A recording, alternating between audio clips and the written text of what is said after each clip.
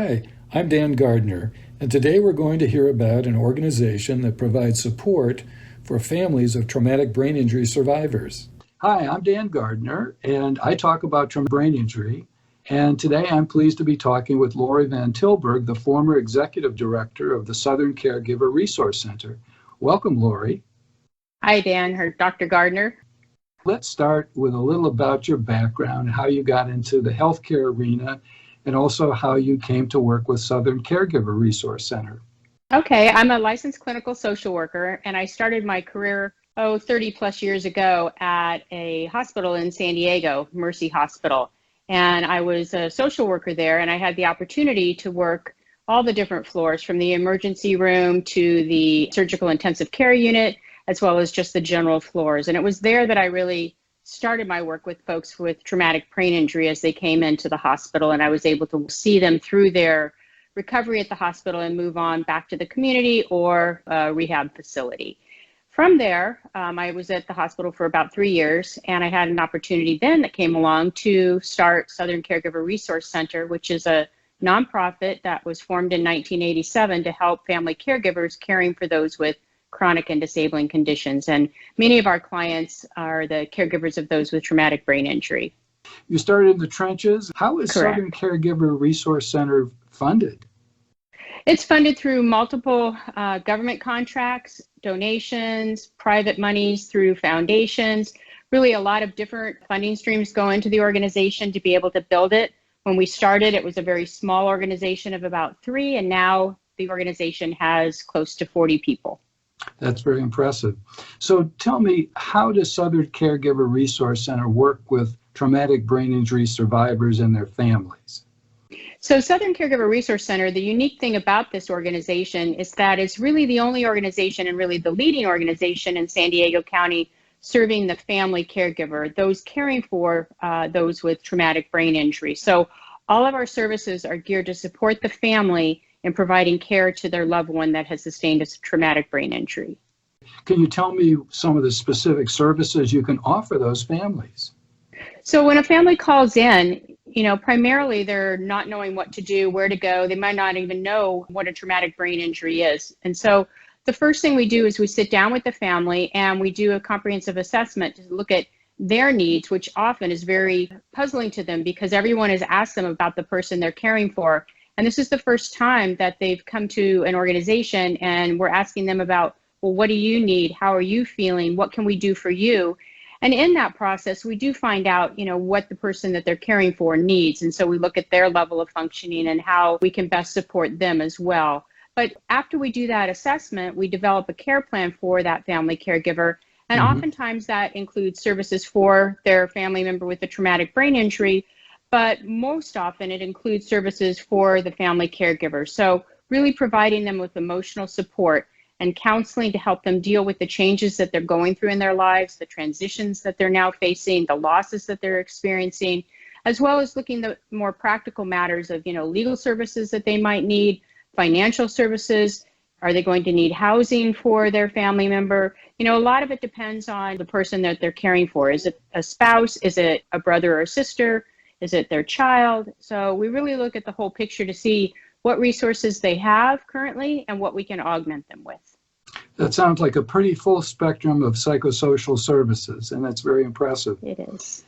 Lorie, do you have offhand some specific case examples that you could share with us? There are a lot of situations that I can share with you. And, I think that one of our very first clients back in 1987 was a mom that was taking care of her son who was in a motorcycle accident. He was very young, I think around 17 or 18. She stayed with the organization for approximately, 20 years, getting help and support as her son grew older.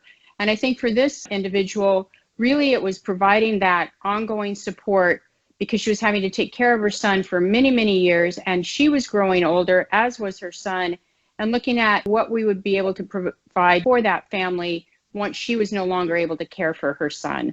During that process, a lot of it was helping her understand what her son was capable of, trying to work with the two of them so that they could reach their highest level of independence, looking at resources for her son so he could get out of the house, things for her to do so that she could take care of herself. But primarily, a lot of the work that we do with families with traumatic brain injury is provide that emotional support because unfortunately there aren't a lot of resources available to them, and it's a long journey when someone has a traumatic brain injury. It's really a lifetime condition, and certainly there are milestones that that person can achieve, but depending on the injury, it's going to be there for a long period of time. Yeah. Well, as a psychiatrist and psychoanalyst, I can really understand the high value of the services you offer. How do families pay for those services? So for our services, it's free, which is great because many of the families that come to us, they're not able to afford services. And especially for the caregiver, there's very little out there for the caregiver themselves. There may be some services available for the person that was injured, but by and large, there are not services available for the family caregiver. And so because we're funded through contracts, foundations, private money, we're able to provide our services at no cost to the family caregiver. That's wonderful, Lorie. And as you know, I've referred many of my patients and their families to Southern Caregiver Resources over the years. When you think back about the history of Southern Caregiver Resource Center and your involvement with it, what are some of the biggest challenges? What are some of the biggest satisfactions in working with these families?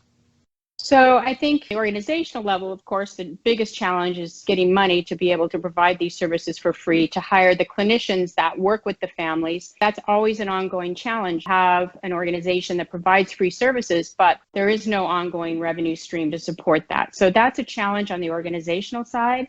But I think the challenge in particular for families with traumatic brain injury and for an organization like ours is that there are not a lot of resources for us to help and refer those families to. There are many support groups in town, and San Diego Brain Injury Foundation is great. They offer a lot of support groups. There's educational programs, but a lot of the key services, financial support, legal support, transportation, housing, those are things that unfortunately since 1987 are still lacking for those with traumatic brain injury. And so that's a large challenge that I've had to experience over the 30 plus years that I was at that organization. For me, personally, some of the more rewarding aspects of my work was at the end of my career at Southern Caregiver Resource Center, working with military and veteran caregivers of those with traumatic brain injury. And most often they also had post-traumatic stress disorder as well. And at the end of my career, I actually worked more directly with the family caregivers. I was able to help support them in the challenges and to get used to what sort of was the new normal for them and to help them deal with the losses that they experienced. Many of these women, primarily, although there were moms and dads and brothers and sisters, but a lot of them were wives, and they were facing probably 50 years of caring for someone with a traumatic brain injury. And that had significant challenges for them, as well as a lot of losses of things that in the future were never going to be the same. But a lot of positive things too, as well as to how they could craft out what their new relationship would be. So that was very rewarding for me to be able to work with those ladies. Understandable. I understand that Southern Caregiver Resource Center was one of the few model centers that received a grant for this program of Operation Family Caregiver. Is that correct? Correct. That was through the Rosalind Carter Institute back in Georgia. And the First Lady, Rosalind Carter, she's very supportive of helping family caregivers, and in particular, Operation Family Caregiver does provide direct support to the military and veteran caregiver in their efforts to help sustain their family member at home. And how is the program doing? It's doing really well. I think Operation Family Caregiver, I'm happy to say that the site in San Diego really exceeded all of the other sites in the country. And at this point, I haven't checked in recently with them, but I imagine that they're doing very well. Great. You've already talked a little about the unmet needs and the challenges. Anything else? Well, I think that the hardest thing for family caregivers is to reach out for help and support. And they're very good oftentimes reaching out for help and support for their person that they're caring for, and not so good at all about reaching out for help and support for themselves. And oftentimes they reach out too late where there's a crisis, their health is deteriorated, they have mental illness issues as well, they're very depressed, physically they're having symptoms. And I think it's to really reach out and get that support. And when they do, they find out that they're not alone, that their feelings are normal. They may be feeling guilty that they're not providing the best care. And then when they talk to other caregivers, that they talk to some of the clinicians at our office, they realize those are very common feelings that everybody has. And so I think it's really to take care of yourself so you can take care of your loved ones. So instead of waiting, until it's a crisis, reach out for help and support and try to connect with other people so that you can share your story and they can share their story with you. Well put, Lorie.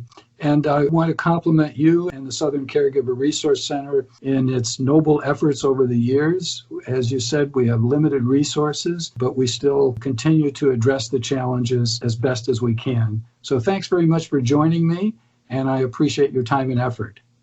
Thanks, Dr. Gardner. I hope you liked this video, and please let me know in the comments what questions you have and what other topics you'd like me to discuss.